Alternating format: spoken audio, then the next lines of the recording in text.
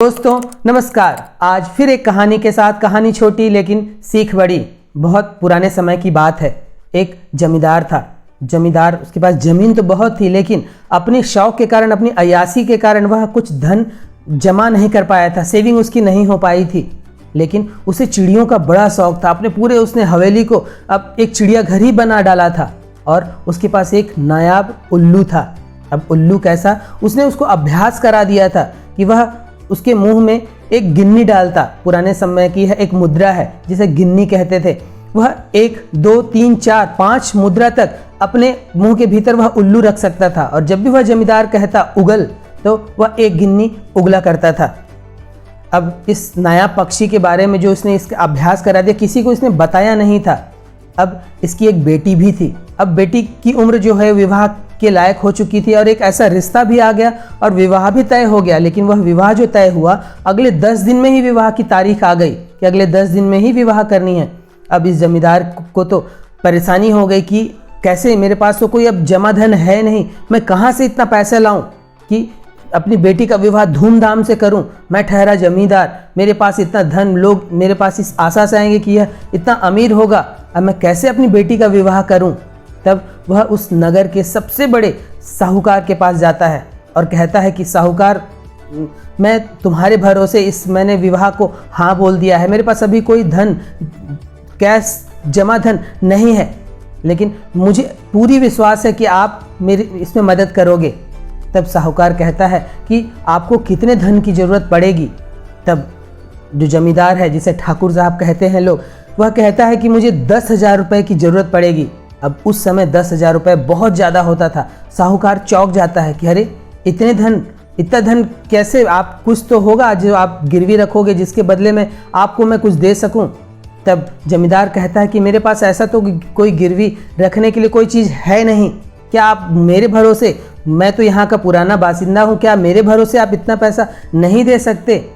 तब साहूकार कहता है कि विश्वास की बात अपनी जगह है, लेकिन व्यापार के भी अपने कायदे नियम हैं। अगर आप कोई ऐसी चीज़ गिरवी रख सकें जिसके बदले में मैं आपको इतना धन दे सकूं, तब तो कोई बात हो। तब ठाकुर साहब, जो जमींदार साहब हैं, वह कहते हैं कि मेरे पास एक सुनहरी उल्लू है।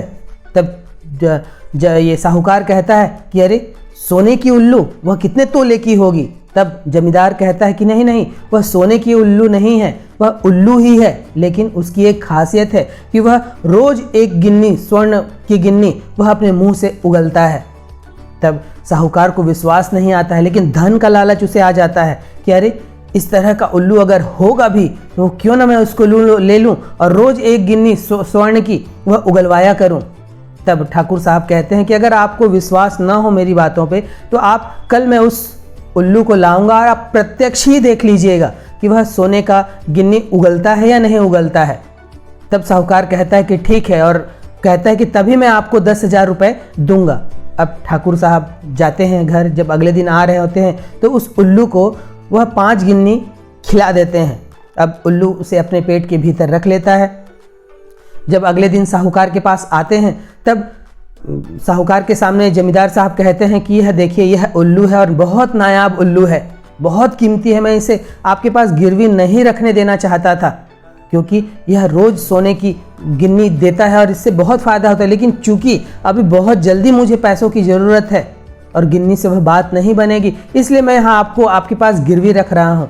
तब साहूकार कहता है कि दिखाइए कैसे यह सोने की गिन्नी उगलता है। तब ठाकुर साहब कहते हैं कि इसके उगलवाने के लिए आपको बोलना पड़ेगा उगल। देखिए मैं बोल के दिखा रहा हूँ। और जो जमींदार है वो बोलता है उल्लू के सामने आकर उगल। अब उल्लू एक स्वर्ण गिन्नी उगल देता है। साहूकार देखकर हतप्रभ रह जाता है।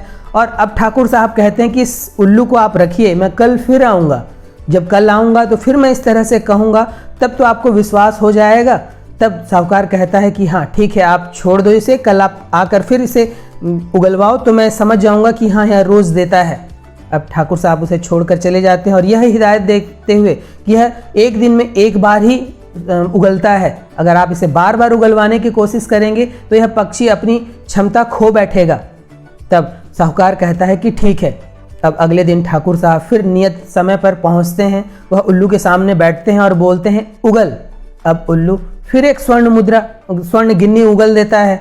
साहूकार फिर देखकर आश्चर्यचकित और तुरंत 10,000 रुपये निकाल कर जमींदार साहब को देता है और ये लीजिए रखिए, और यह अब उल्लू अब मेरा हुआ।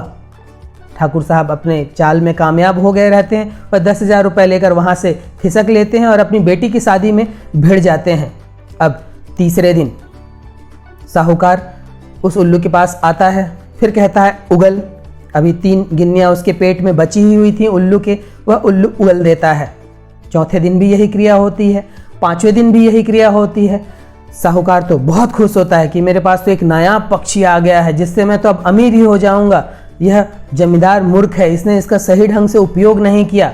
मैं तो रोज अब स्वर्ण गिन्नी निकाल कर बहुत पैसे बना लूँगा, बहुत गिन्नी मेरे पास हो जाएगी। अब इसी खुशी में वह रहता है कि अब मेरे पास तो बहुत जल्दी पैसा बनाने की मशीन आ गई है। छठे दिन वह फिर आता है और कहता है उगल। अब उल्लू स्वर्ण की गिन्नी तो नहीं उगलता, लेकिन जो उसने खाया होता है रबड़ी, वह रबड़ी उगल देता है। जो साहूकार है वह देखकर, अरे आज तो इसने रबड़ी उगली है, क्या मैंने ज़्यादा इसे रबड़ी खिला दी जिसके कारण यह रबड़ी उगल रहा है? वह बोलता है ठीक है, मैं कल फिर प्रयास करूँगा, कल मैं इसको कुछ नहीं खिलाऊँगा, थोड़ी सी ही रबड़ी खिलाऊँगा, ज़्यादा नहीं खिलाऊँगा, फिर बोलूँगा। तब यह अगले दिन फिर बोलता है उगल। अब वह फिर रबड़ी उगलता है, अगले दिन फिर रबड़ी उगलता है, अगले दिन जो खाया होता है वो उगलता है।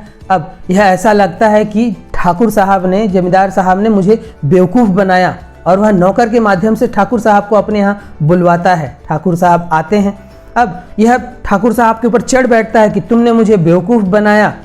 तो ठाकुर साहब कहते हैं कि मैंने कैसे तुम्हें बेवकूफ़ बनाया? तब यह कहता है कि यह सोने की गिन्नी नहीं उगल रहा है। तब ठाकुर साहब ने कहा मैंने तो आपके सामने करके दिखाया, इस चिड़िया को भी छोड़ कर गया था और अगले दिन भी उसने वही गिन्नी ही उगली थी। तब साहूकार कहता है कि लेकिन अब यह सोने की गिन्नी नहीं उगल रहा है। तब ठाकुर साहब कहते हैं कि आपने इसे खिलाया क्या था?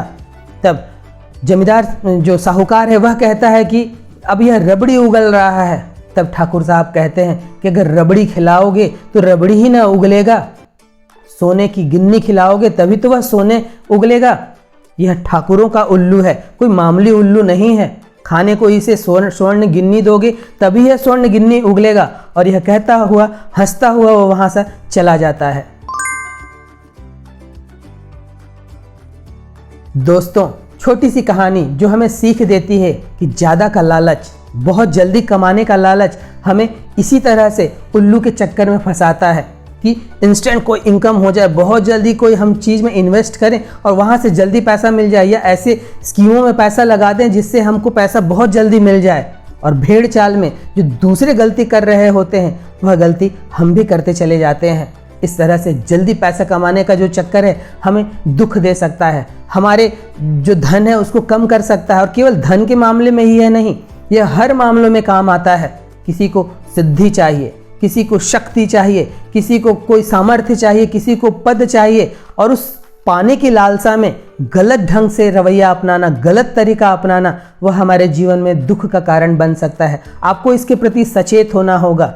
आपके ठीक ढंग से मेहनत करने से ही जो आपको पसंद हो, आप गौर करिए कि आपको धन आएगा तो वो कहाँ से आएगा? आप जो काम कर रहे हैं जब आप उसको 100% देंगे, जो आप व्यापार कर रहे हैं जब आपको उसको ईमानदारी से करेंगे, उस पर पूरा मेहनत करेंगे, वह आपके पास धन लाएगा। न कि इस तरह से सोने की गिन्नी उगलने वाली उल्लू से आपके पास पैसा आएगा, या ऐसे स्कीम में या ऐसे जगह पैसा लगाने से पैसा आ जाएगा जिससे आपको तुरंत बहुत पैसा, आप और अमीर, रातों रात अमीर बन जाएं, या 1 महीने 2 महीने 2 साल में आप अमीर बन जाएं। यह एक प्रोसेस है। आप जो काम कर रहे हैं आपको उसको प्यार करना होगा। आप जो साधना कर रहे हैं आपको उससे प्यार करना होगा, तभी वह धन, वह शक्ति, वह सिद्धि आपको मिल पाएगी।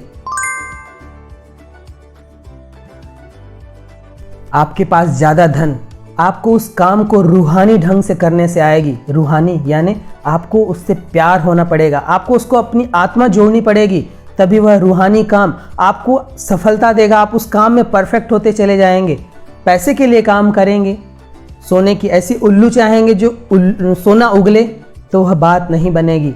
आपको उस प्रोसेस यानी उस उल्लू से प्यार करना पड़ेगा, तभी वह सोने की जो आप देंगे उसको, जब आप अपना रूह अपनी आत्मा उस पर उड़ेलेंगे तभी वह उल्लू वह उगलेगा। आप उसे रबड़ी देंगे तो वह रबड़ी देगा, वह स्वर्ण गिन्नी देंगे तो वह स्वर्ण गिन्नी उगलेगा। आप क्या दे रहे हैं उससे, उस पर निर्भर करता है कि आप पाएंगे क्या। जब आप अपने काम को, जो भी आप काम कर रहे हैं, जो भी आप व्यापार कर रहे हैं, जो भी आप साधना कर रहे हैं, जो भी आप आध्यात्म के फील्ड में, आप धर्म के फील्ड में हैं, आप कोई आर्थिक जगत में हैं, जब आप उस काम में जितनी वैल्यू देंगे, जितना उससे प्रेम करेंगे, उसी मात्रा में आपको वह चीज मिलेगी।